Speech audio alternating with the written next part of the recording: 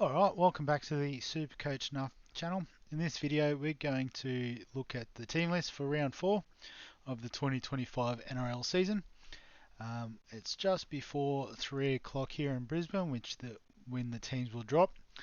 So as usual, we'll have a quick look at the Sportsdeck Dream Team team and league, and I guess it doesn't get much better than this for my team this week at 1068, which was 16th overall.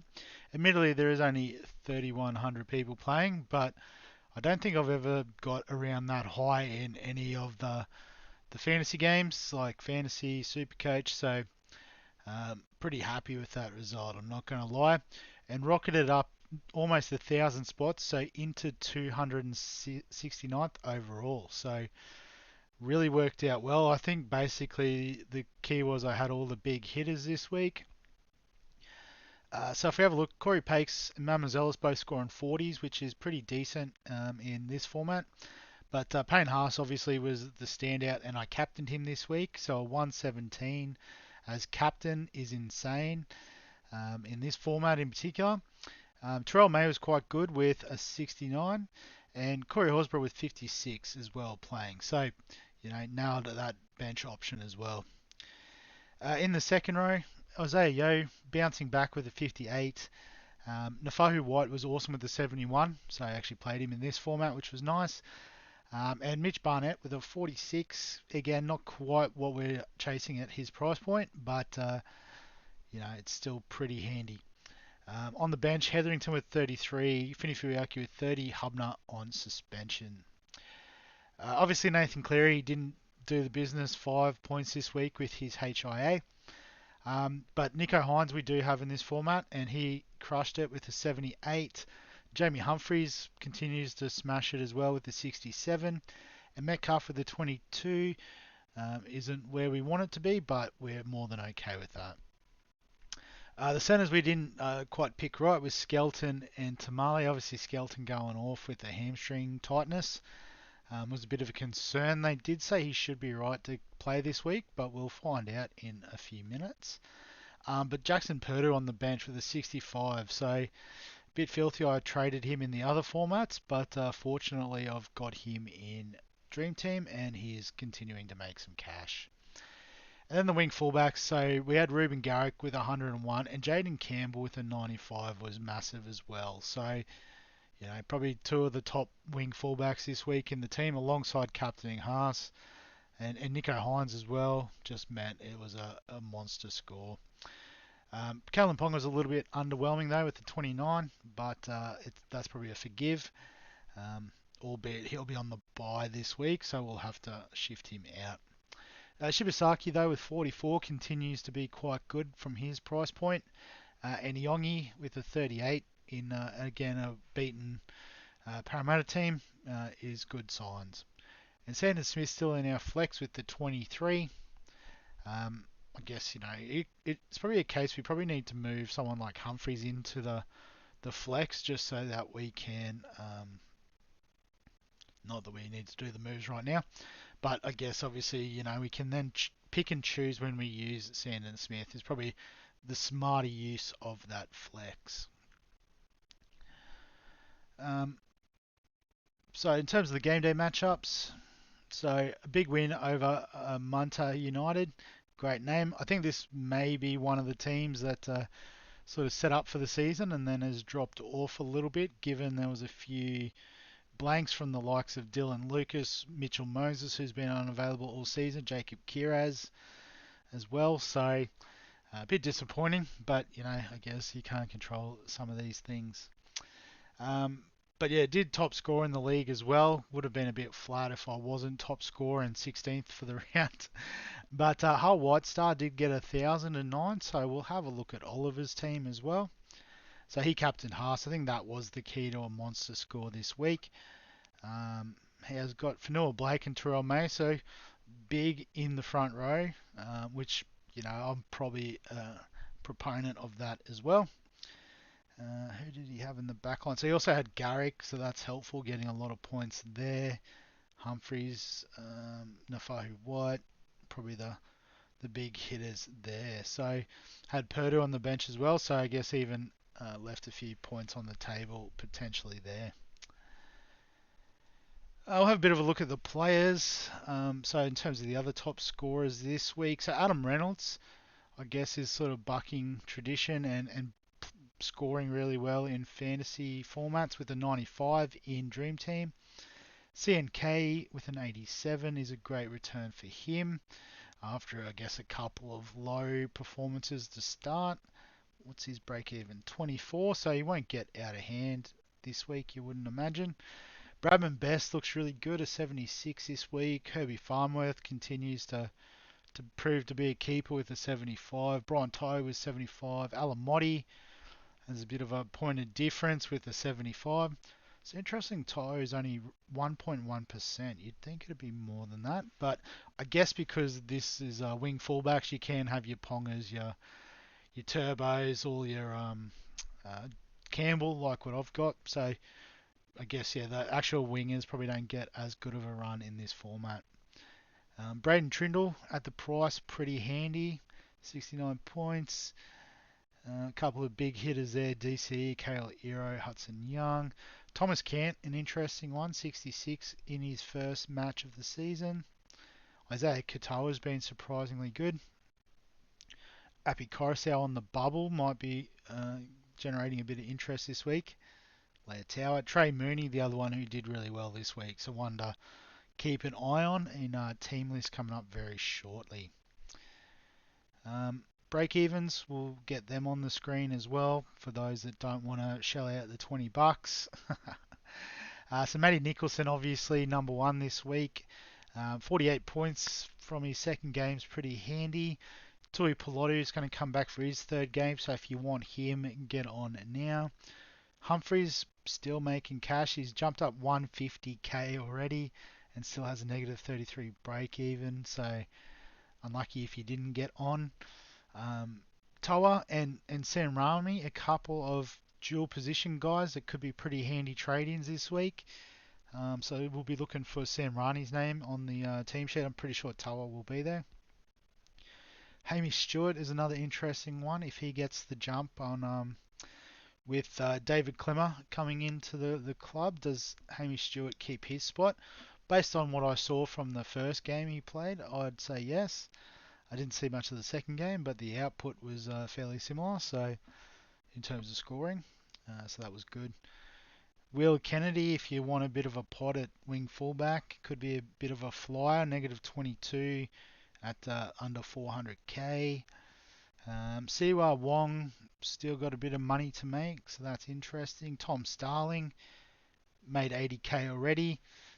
Is he going to continue to make another? You probably want 150 out of him. Don't know. So yeah, a few hookers there. Mamazelis, Pakes. Docker Clay will be an interesting one. Should be named to start this week with Connor Watson, HIA.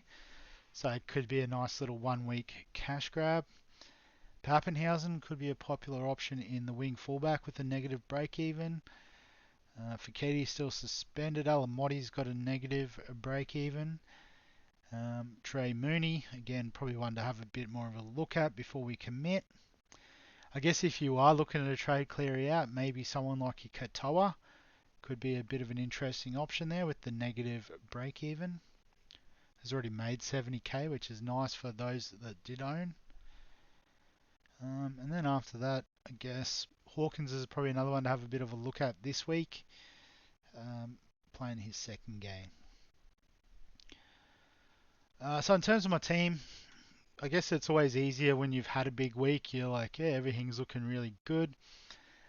Probably one trade I am definitely going to do though is get rid of the plotter that is Kobe Hetherington and bring in Matty Nicholson. It just makes sense. He should make 150k.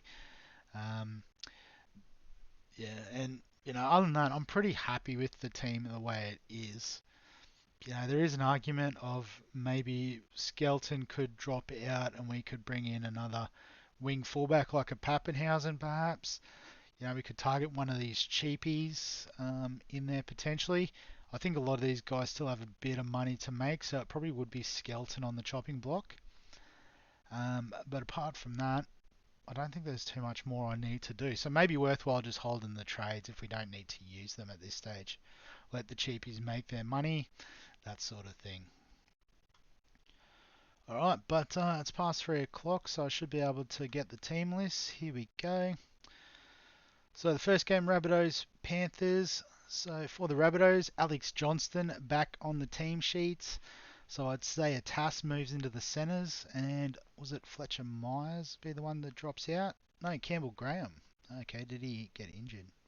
Lower limb injury, that's very vague.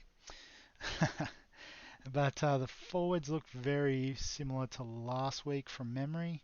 So yeah, I think the only out they listed was Campbell Graham, so that makes sense.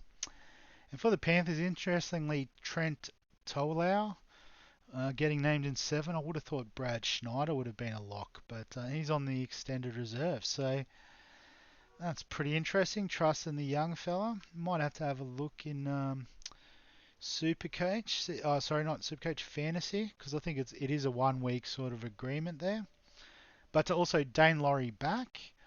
But Tom Jenkins does move to the centre. So there was a bit of chat about Tom Jenkins sort of locking a spot in the side and just having to move to fullback.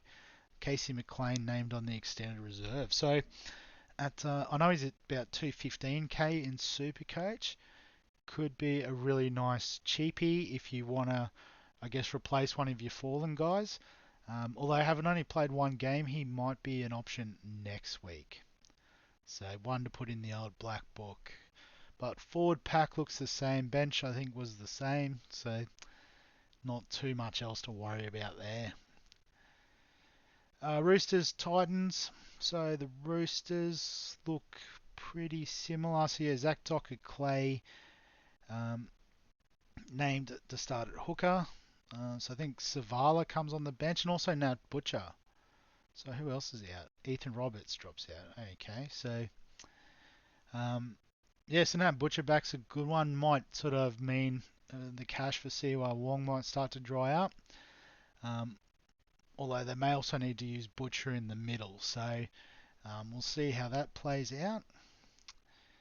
And for the Titans, so Jalen de Groot named at fullback. What's happened to Keanu Kinney?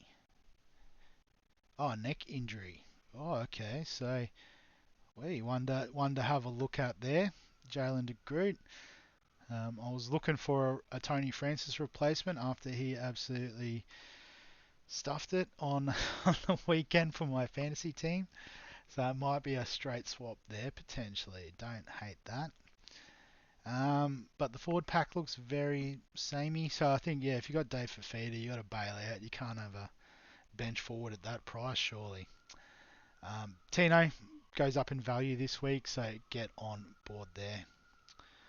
Dolphins, Broncos. So Dolphins.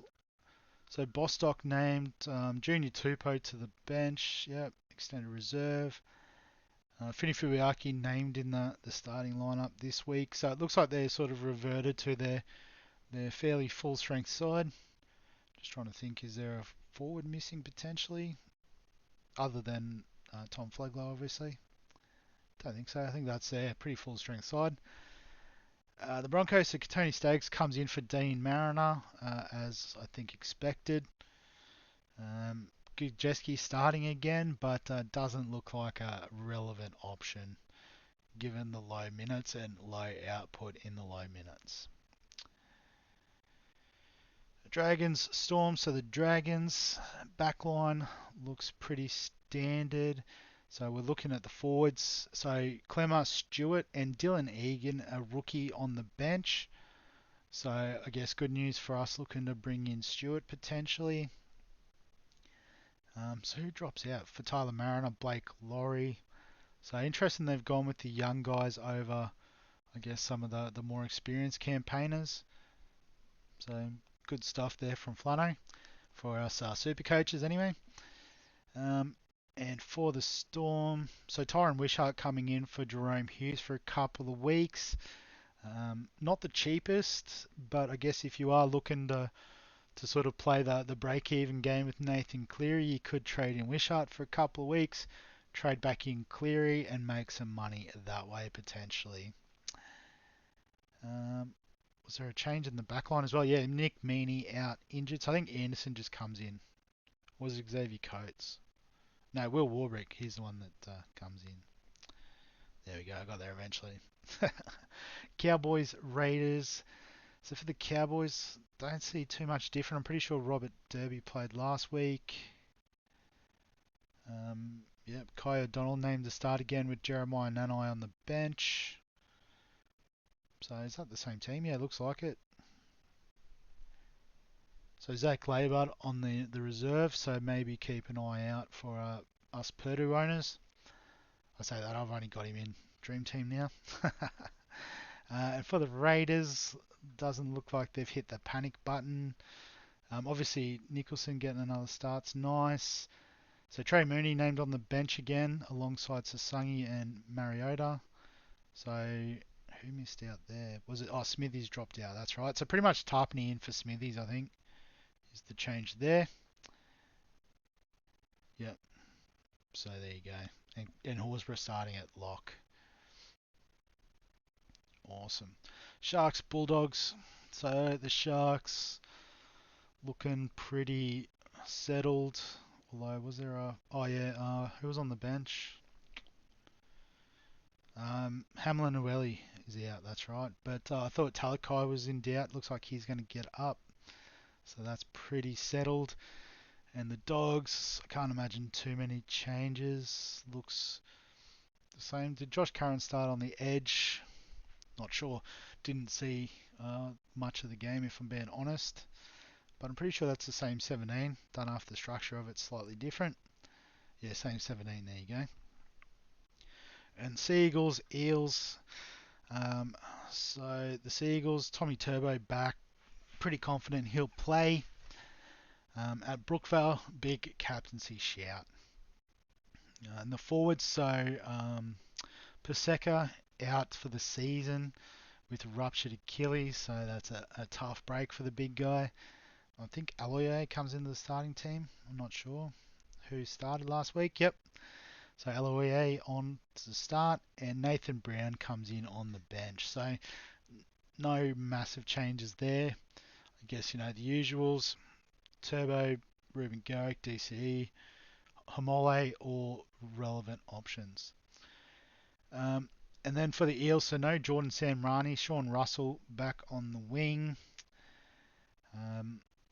So in the forward, so Kautoga named to start on the edge. I'm not sure if he did last week or not. But that's how they were lining up in the preseason. So could be one to get on at a cheap price if he actually gets the big minute role. They do have Dury on the bench, although I saw him play in the middle last week. And Kia can potentially play on the edge. Jack Williams can play on the edge too, I suppose.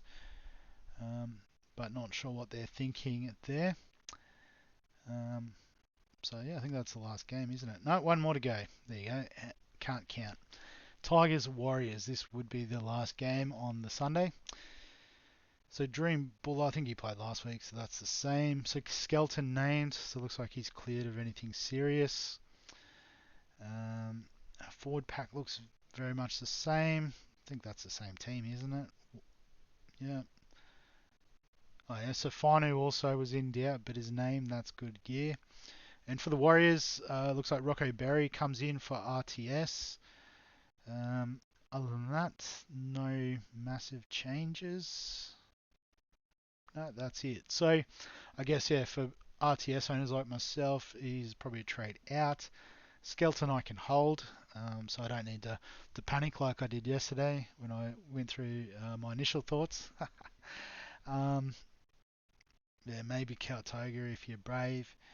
Not too much else to report. Probably, where was he? Probably, yeah, Hamish Stewart getting that third game bottom dollar second rower. Front rower. Could be pretty handy for some of our sides. Probably leaning towards bringing him in this week in Supercoach. Potentially fantasy as well. Other than that, don't know. Not too much else to think about. Nat Butcher, if you like him. Jalen DeGroot is one I'm going to have a bit of a closer look at. And I guess, yeah, maybe a quick cash grab on Tolau if he can dominate the kick meters there at Penrith for NRL fantasy purposes. But yeah, we'll wrap the video up there. As always, if you've got any questions, comments, thoughts, feel free to add them below this video. Give us a like if you enjoy the team list content or the sports deck content. We sort of mash them up together. Subscribe for all the fantasy sports content on the channel. And other than that, we'll catch you in the next one.